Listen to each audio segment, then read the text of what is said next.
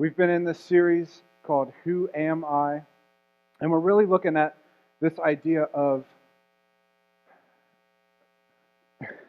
we're looking at the idea of our identity, on who we are called to be, on who God says we are, and living from that platform rather than any other platform that gets in our way.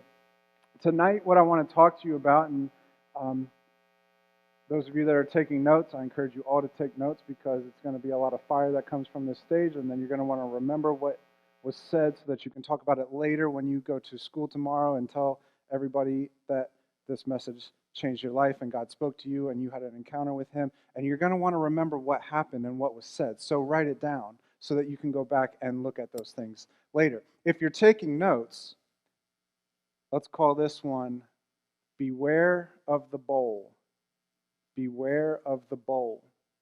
And we're going to get into a story in the Old Testament, but before we get there, I want to read a quick passage from 1 Peter and what he said towards the end of his life when he was more mature, when he understood a little bit more about what it means to live in the kingdom, what it means to live as somebody who was under God and understood who he was because of who God was in his life and who Christ is in his life. So I'm going to read 1 Peter chapter 1, starting in verse 3. It says this: Praise be to the God and Father of our Lord Jesus Christ. In his great mercy, he has given us new birth into a living hope through the resurrection of Jesus Christ from the dead, and into an inheritance that can never perish, spoil, or fade. This inheritance is kept in heaven for you, who through faith are shielded by God's power until the coming of the salvation that is ready to be revealed at the last time. In all this you greatly rejoice, though now for a little while you may have had to suffer grief in all kinds of trials. These have come so that the proven genuineness of your faith, of greater worth than gold, which perishes even though refined by fire, may result in praise, glory, and honor when Jesus Christ is revealed. He says that we receive, because of God's mercy, we receive an inheritance, and that inheritance is protected in heaven. And it's something that is priceless. It's something that even gold doesn't compare to what we are going to receive when we get to this place. And he says, this is what we are going after. We have this hope because of who Jesus is and what he did on the cross through his life. We have an example of how we are supposed to live. Because he rose from the dead, we now have that power to do the same things that he has done here and now. And Peter is saying there's a reward at the end. There's something for you at the end. There's something that you are inheriting because of what Jesus did. Are we tracking? Are you following me? And so that's where I want our lens to be focused on tonight. But I want to jump back to the very first book of the Bible in Genesis and talk about two brothers. I want to talk about Jacob and Esau.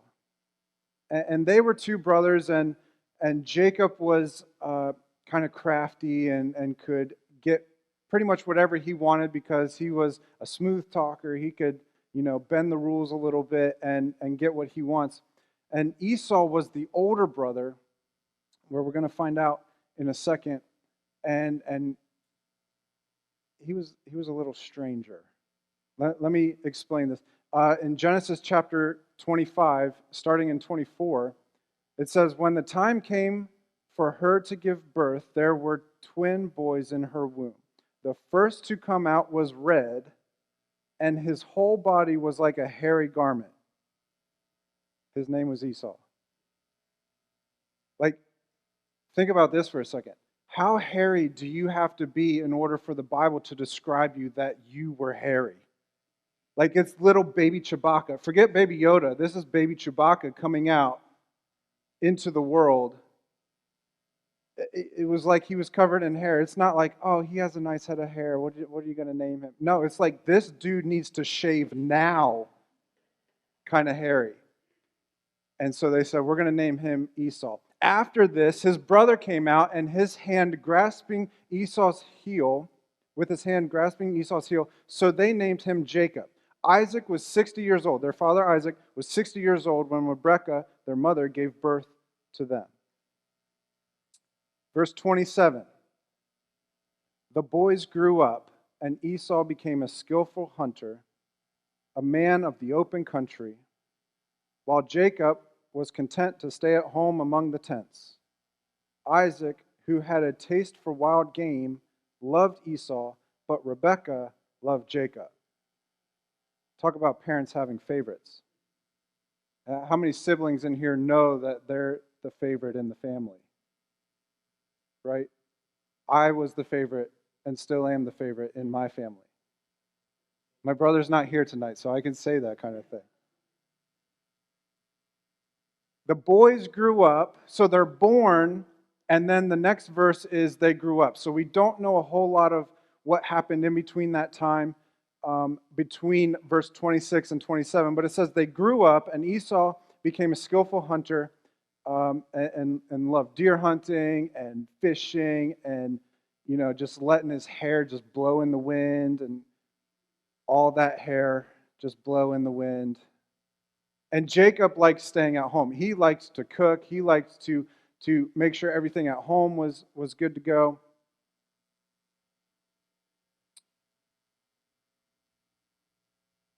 What I want us to understand, and what I, especially this age, because I believe that teenagers shock the world more than any other age group, or have the potential to shock the world more than any other age group. I believe that because the expectation of a teenager is down here, when the society or our culture meets a teenager that's acting up here, it shocks. Like, who are you? How are you acting? How are you so mature? And so we go from verse 26, they're born, to verse 27, they grew up. What I want us to understand, because there's some crazy stuff that's about to happen in this story, write this down. Growing up doesn't mean maturing.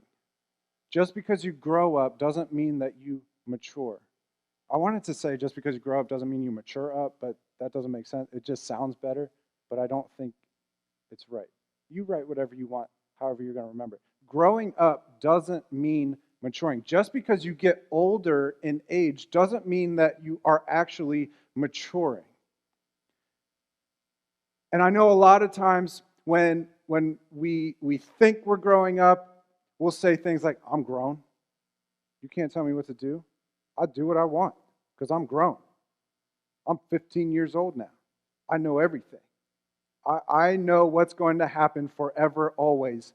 Don't tell me anything because I already know. And so we think when we grow up, we're actually maturing, but I'm telling you that's not the case. Remember, I told you, my name's Cody. I'm your friend. I'm here to help. Because here's what I want us to understand is, yes, you're not a child anymore. You're not a kid anymore. But just because you're growing up in age doesn't mean that you're also maturing at the same time.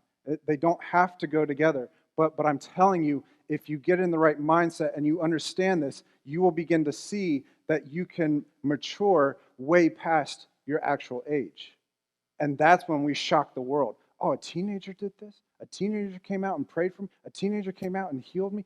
A teenager told me about this?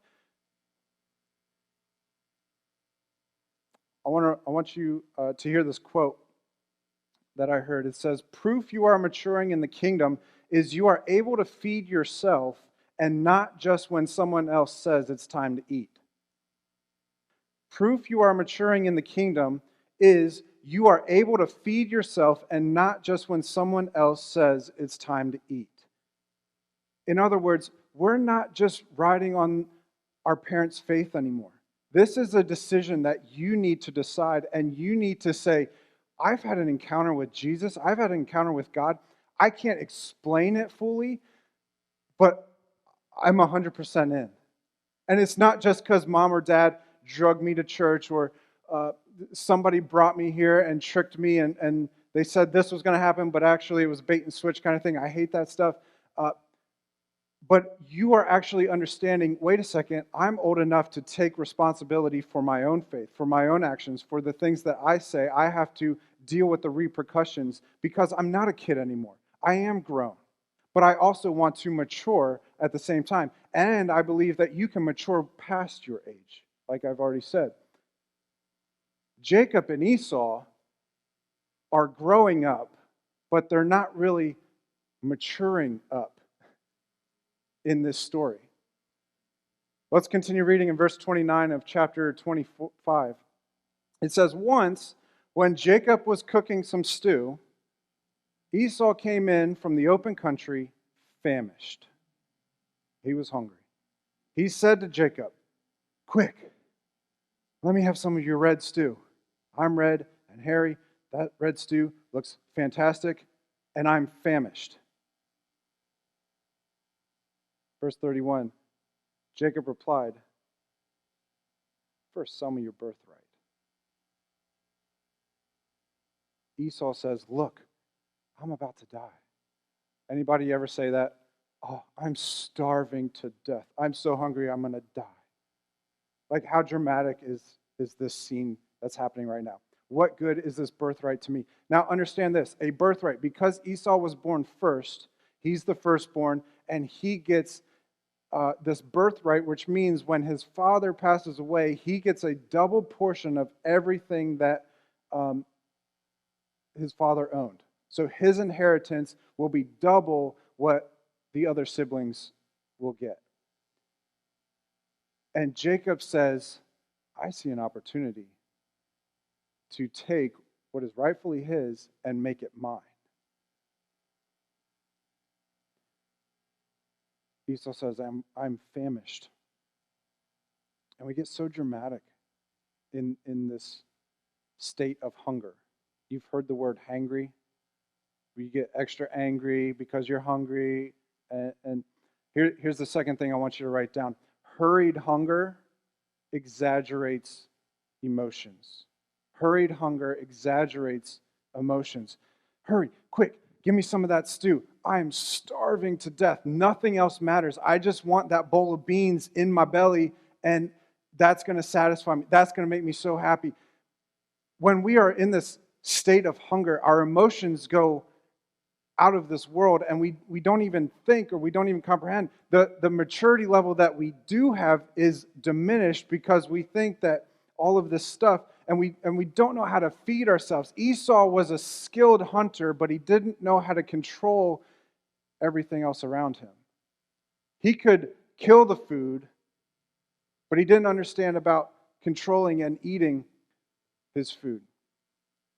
Maybe you saw this advertisement a few years ago. I don't know if they're still running it or not, but Snickers.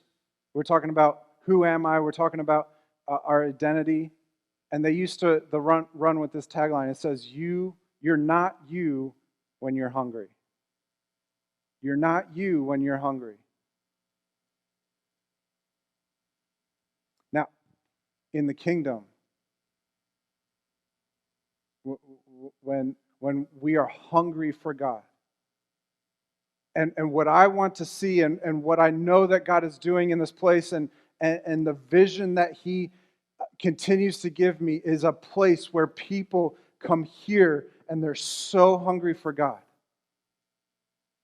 This is a kingdom hunger that yeah, it feeds you and it satisfies you, but it makes you wanting even more of that. Like, we'll eat food and we'll do all that, and then we'll sit back and be like, man, I wish I wouldn't have eaten all that. Now I feel gross. And you know what I'm talking about? But when we come in hungry for Jesus and saying, God, what are you going to do next? God, what are you showing me right now? Why am I here in this moment right now? God, I keep reading your word and I just can't stop. It's feeding my soul so much, but I just stay so hungry for it in the best way possible. You're not you when you're hungry in the world, but you're completely you when you're hungry in the kingdom.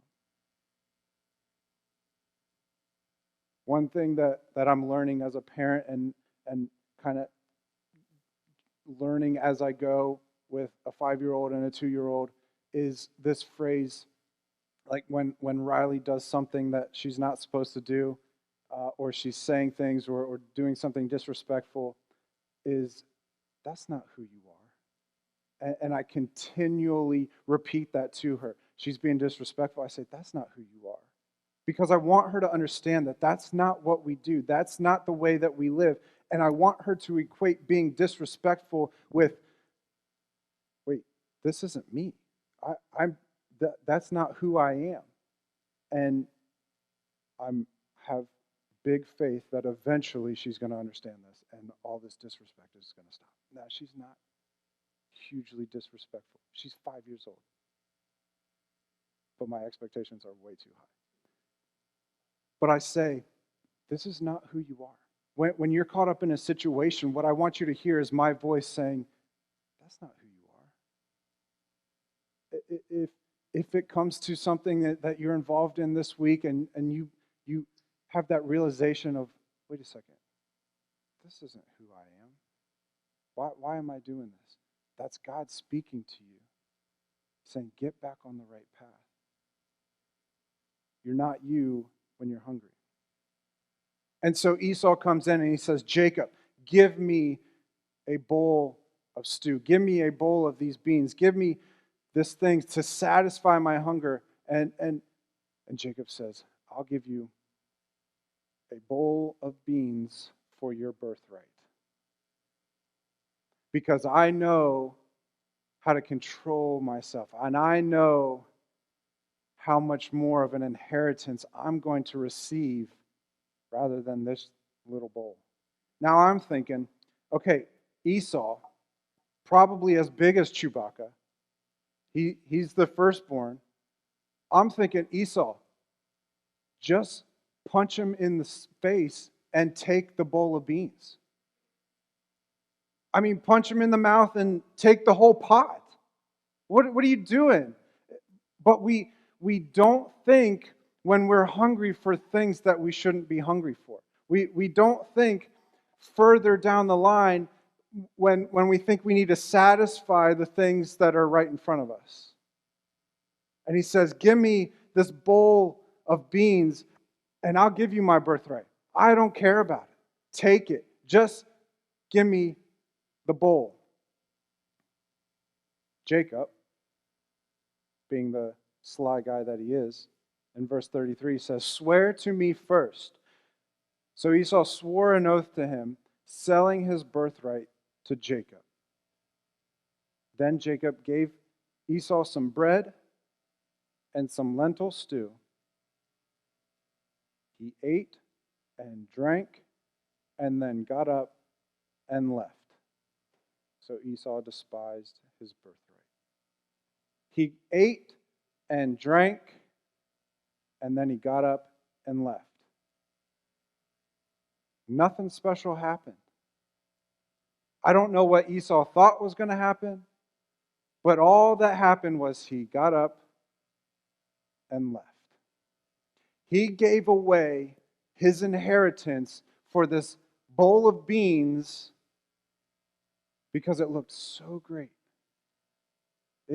The way that Jacob, he set the plate, he had the silverware, he put lights on it, and just made it look so good. Like he posted this on Instagram and got 10,000 likes for this bowl of beans. And Esau was like, I'm coming home now. I'm not finding any deer. I need that bowl in my belly right now. And he says, take my birthright because I want that. He gets up and leaves after he eats it. Now, don't answer this. And I'm sorry if this might offend you. But where does the bowl of beans end up? About 24 hours later, maybe 36. Don't answer it. Do you see how crazy this is? Do you understand? You're giving up something so great that's going to happen a little while later for something so temporary that it's not even going to last a day.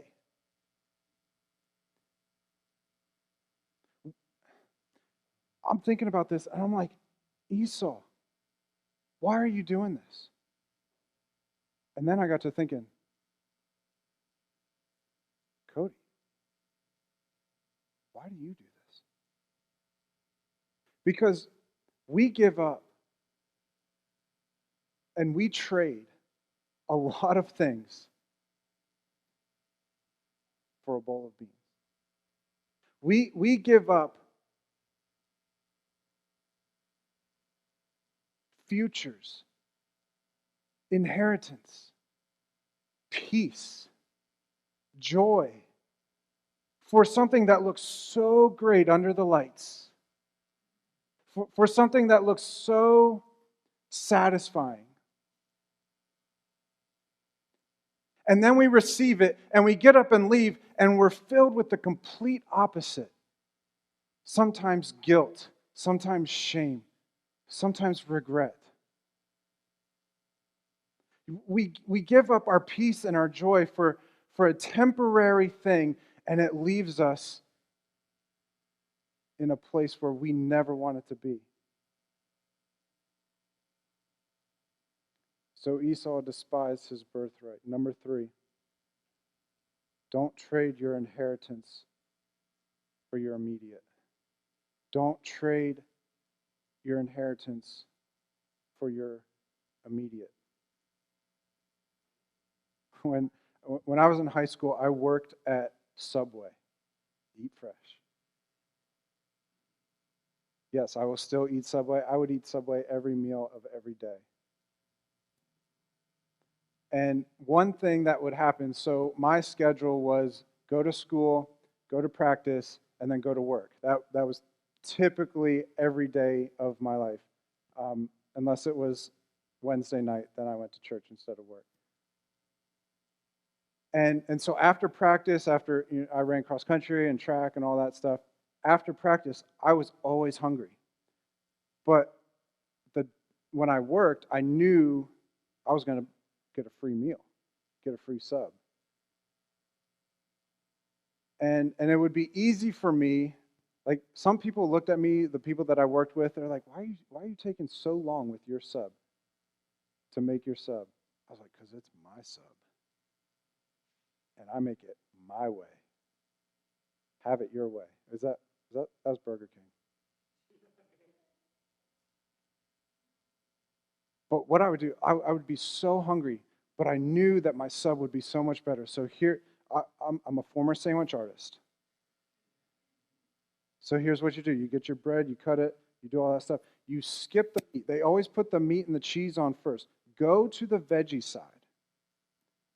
You put your jalapenos, your banana peppers, your sweet peppers, whatever peppers you want. Put it on there first. Then put that in the toaster and toast it up. Then go to the meats and cheese, put whatever meats, cheese you want, and then put it back in the toaster. Then you go to the cold veggie stuff. You put your lettuce and your tomatoes and whatever else you want, your ranch dressing. It's a process, man. But it is art. That's why they called us sandwich artists.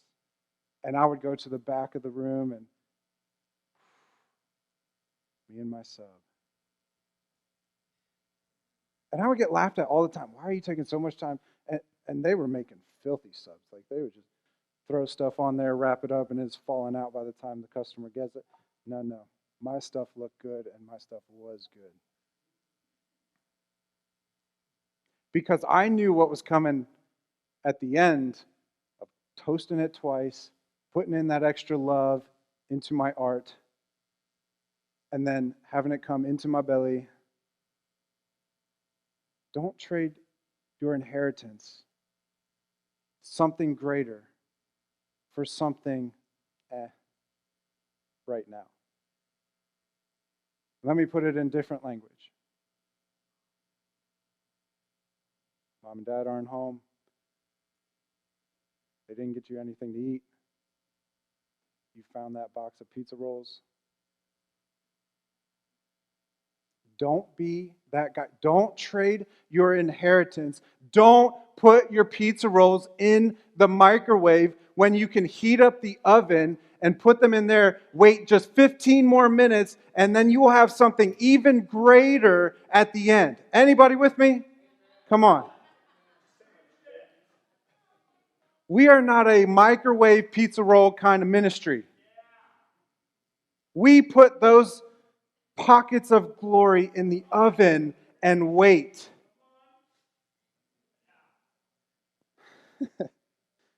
Don't give away what's everlasting for something that's only going to last a second.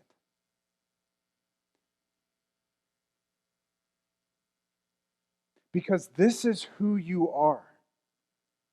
You are called to be different. You are called to be separate. You live by a different example. There are bowls everywhere trying to get your attention and say, take a bite of me. Just take a sip. It's going to be great. And then we get so enticed with it, and then we are just left in this state of, why did I do that? I want to go back to what Peter said. In 1 Peter chapter 2, he says, this is who you are. He says, you are a chosen people, a royal priesthood, a holy nation, God's special possession, that you may declare the praises of him who called you out of darkness into his wonderful light. That's who we are. We're not just trying to compare ourselves to somebody else. Oh, I'm not as bad as that person. I'm not as bad as she is. I didn't do what they did over the weekend. That's not who we are. We are completely separated. And we say, Jesus, you are my model. Jesus, you are the one that I'm going after. Jesus, you're the one that set the example that I want to imitate. You're the one that called me a royal priesthood, a holy. I am your special possession. I'm not going to give that up for something silly that's only going to last me 10 minutes. Right? You are too special. You are too powerful. You have too much at stake to give up what he wants for you for something so silly. He loves you so much. And he wants us to understand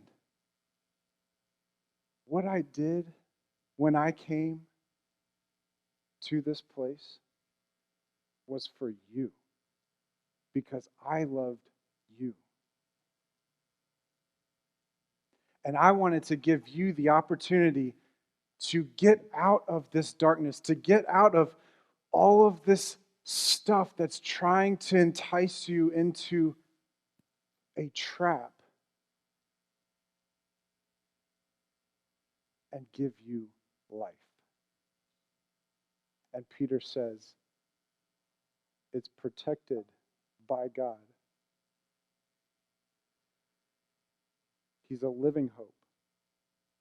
It's something that is never going to perish, spoil, or fade. It's something so great that even the stuff that we think it might compare to, we can't even imagine. And we're willing to give up that for something so silly. Esau, what are you thinking? You're a skillful hunter. You can go and get something. You can last days without food. You'll be all right. But we're not us when we're hungry. And so we got to stay satisfied. And the way that we stay satisfied is by hungering and thirsting for more of Him. That's who we are. You are a royal priesthood, a holy nation. You are a chosen possession. And He did all that for you. And He did all that for me. And so who am I? I'm somebody that is going to do whatever it takes to make sure everybody else knows who I am, because I know that I wasn't the only one created in God's image. But I know that everybody out there was created in His image too. And they need to understand that they have been chosen. And you need to understand that you have been chosen.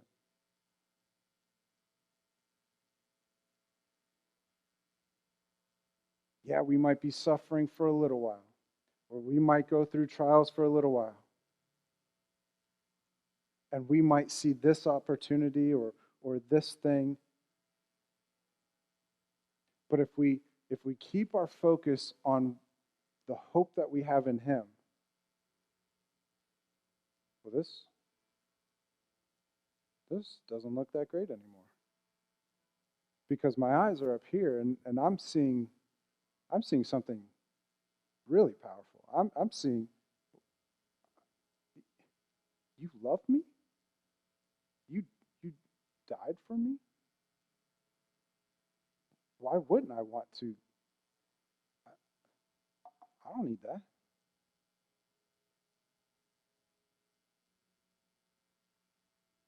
So here's what I want you to do. I want you to close your eyes. I want you to bow your heads.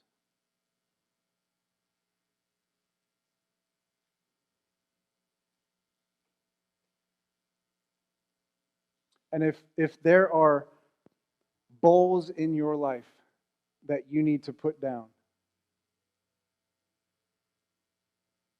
tonight's your night. If there are things that you've been enticed by or hungry for, tonight's your night where we say, no more. No more am I going to think that that's going to satisfy me. Because I know who I am now. I know that I am a royal priesthood. I know that I am a special possession. I know that I am loved, and I can feel Him right now wrapping His arms around me.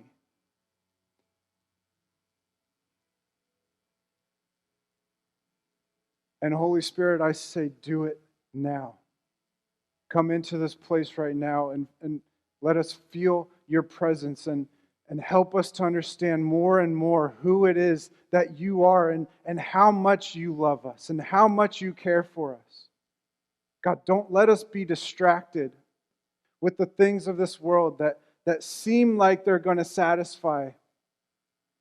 But we know that you are the only one that can satisfy for everlasting. And so tonight, I say, if that's you and you need to put some bowls down, do it tonight.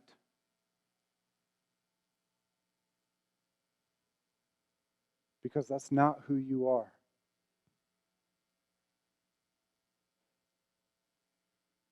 You have an inheritance waiting for you. And we're not trading it for a bowl of beans anymore. Heavenly Father, we thank you and we love you. God, I thank you for what's happening in this place and in this ministry and in the hearts and how this is going to just move. But God, right here, right now, break off chains, shatter bowls. We're done trading an inheritance for a bowl. Jesus, we thank you for who you are. We may never understand completely everything that you did, why you did, But Jesus, thank you for coming to this place and dying on the cross and giving us an opportunity to choose life with you. We pray that this can be a lighthouse for that to happen. Thank you, Jesus, for freedom. We pray this in your name. Amen.